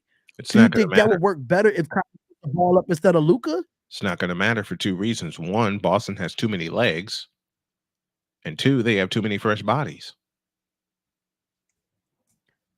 Which is true too, but I feel like you can wear down an old man in Al Horford that don't play a lot, that plays a lot of minutes, and I think he's getting worn out. So what does Joe Mazzulla do? He comes back with his young bigs. That's how you solve that, and that's how you take away the pick and roll. That's how they did it in game 2. But we have seen it in game 2 where Kyrie Irving was in a pick and roll, and you seen Gafford and you see Lively get easy baskets on the roll. Not the alley-oop wise, but they did get easy baskets on the roll, and that's how they was able to get back in the game in the third quarter. But it I was feel like on Luka bringing the ball. I like Luka bringing the ball up, but I just think that his handle is the reason why those turnovers happen. I don't think he has a handle to bring the ball up 99% of the time. He doesn't. But at the same time, nor does Kyrie, because Kyrie wants to shoot all the time. You want to beat Dallas? Simple. Take the pick and roll away. That part too. You want to beat Dallas? I think Dallas is missing. Yep. They're missing young bigs. You want to beat Dallas? It's simple. Take the pick and roll. Lively's a young big, but me personally, they're missing a true point guard that can facilitate. Mm-hmm. Because Kyrie ain't it. Because Kyrie is not a young point guard that they're not thinking about shooting the ball and thinking about facilitating and getting the assists. But I understand we are in a scoring league. I get it. I get it. We don't get them true predominant point guards that don't think about shooting the basketball and just want to facilitate and help the other teammates out. Every guard in the league right now wants to be a scorer, unfortunately. Yep. I mean, I wouldn't say young. I wouldn't say they're not. Everybody wants to be Stephen Curry. Everybody wants to be Stephen Curry.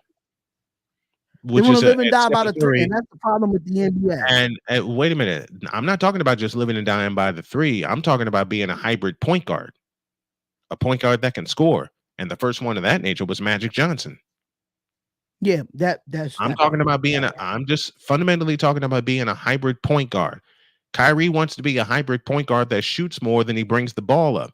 Even if you put the charge of having the ball in his hands, how many times is he going to go away from what he's supposed to do?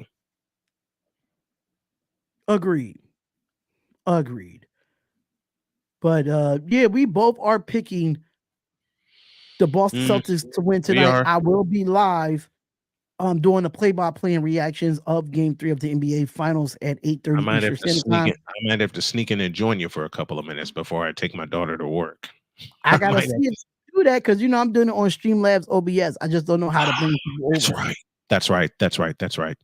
The only thing. If I learn how to get people, I know it's a way that you could use StreamYard and add it to your Streamlabs OBS.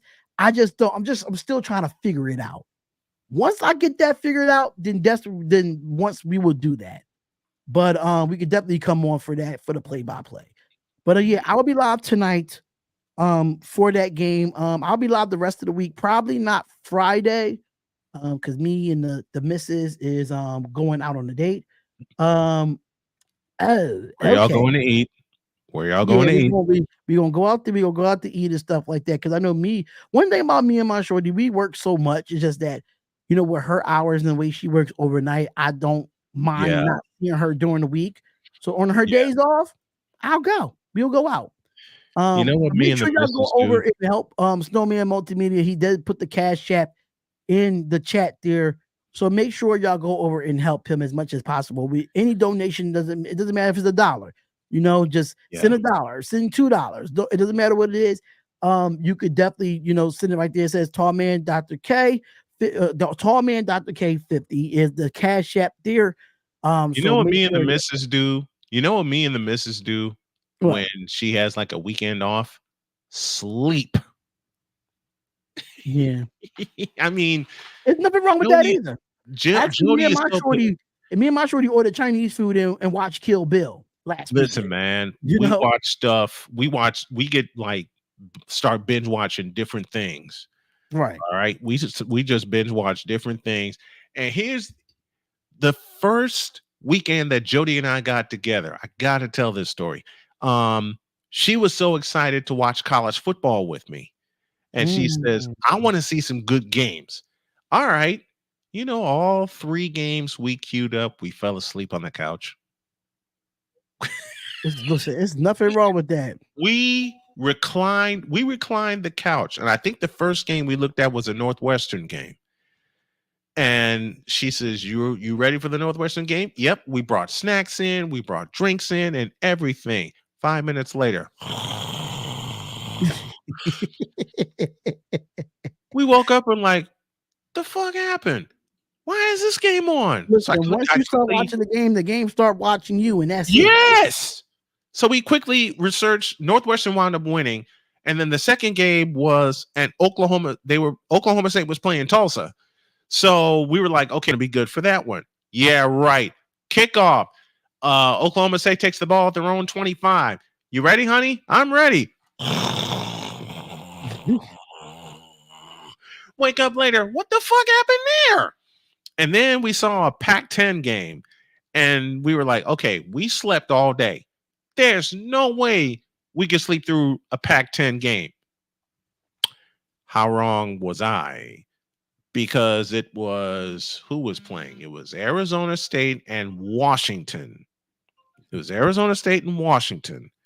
And we had locked into ESPN, and we both said, okay, we had some dinner, we had some drink, and we're going to be fine. Okay. We're going to be all right.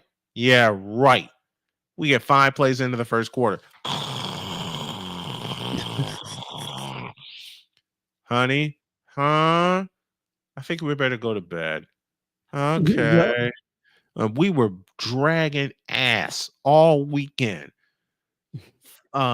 She says, are you going to watch the game on your phone? I'm going to try. I never made it. Never made it to turn the game on my phone because as soon as we climbed into bed, and you know this, soon as we climbed into bed, pow! I do have a question for you. What's up? What has your missus got you hooked on that you would never think to get hooked on your own?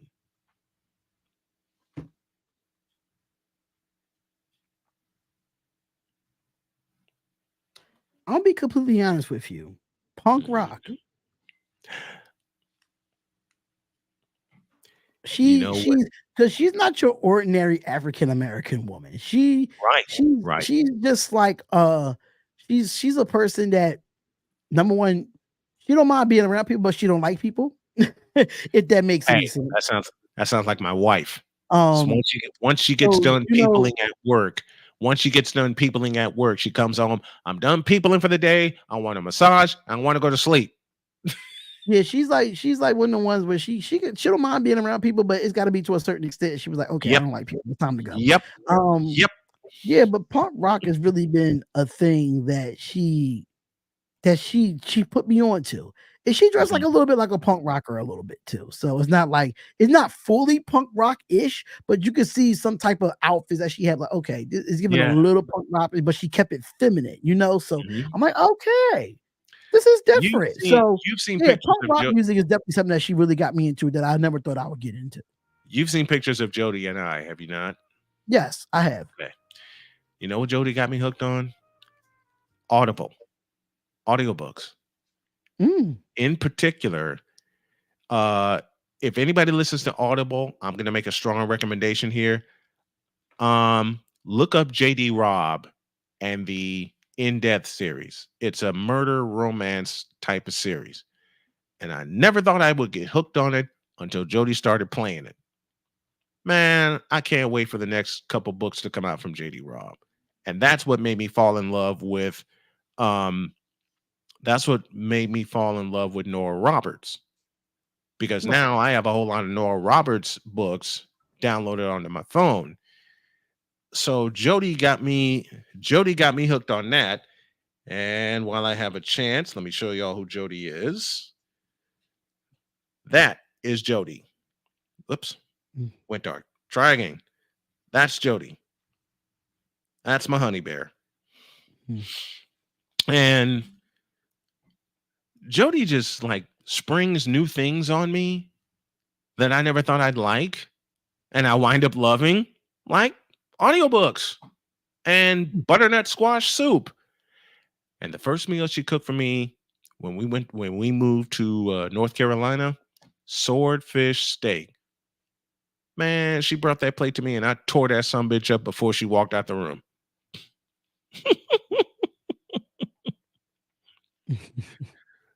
All right. But I do got to head on out of here because, I got to prepare for tonight's game.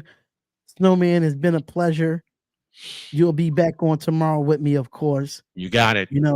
And I usually don't go this long, but when we have conversation, it just flows and it just happens. It's you and me. We have fun. Of course. This is what sports is all about. But do me a favor, folks. Hit the like and subscribe to the Darion Hopkins Sports Show. Also, if you can, hit the like and subscribe to Snowman Multimedia. We're coming together like the Voltron twins, man. Like the Wonder Twins, and we're gonna keep doing this. Darion, it's a pleasure. We're gonna keep doing this and having a good time, and we gonna give y'all plenty of sound bites, plenty of BS, and plenty of trolls when it comes to the one more. I leave y'all with this before we get out of here. Here's some think music for you to think about what your significant other has got you hooked on that you never think you get hooked on. And while that happens, look, man, I hate when notifications get in the way.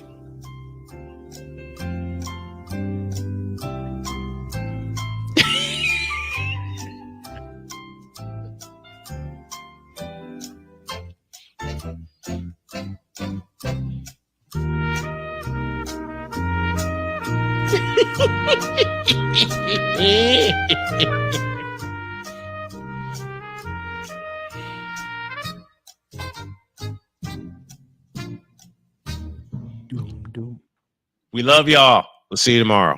We see y'all tomorrow, man, and we will see y'all the same time. We're gonna recap the finals. We're gonna have some other sports news around all the NFL and WNBA. I wasn't going to do MLB today, but I was able not to get to MLB. But hey, enjoy the MLB tonight. We'll get to it tomorrow. Enjoy all of that. We're out of here. Peace, love, and blessings. And we'll see y'all at 1:00 tomorrow. Peace out. See you tomorrow. Listen up, sports fans. Your favorite sportsbook, BetUS.com, is back for our 28th year of NFL action.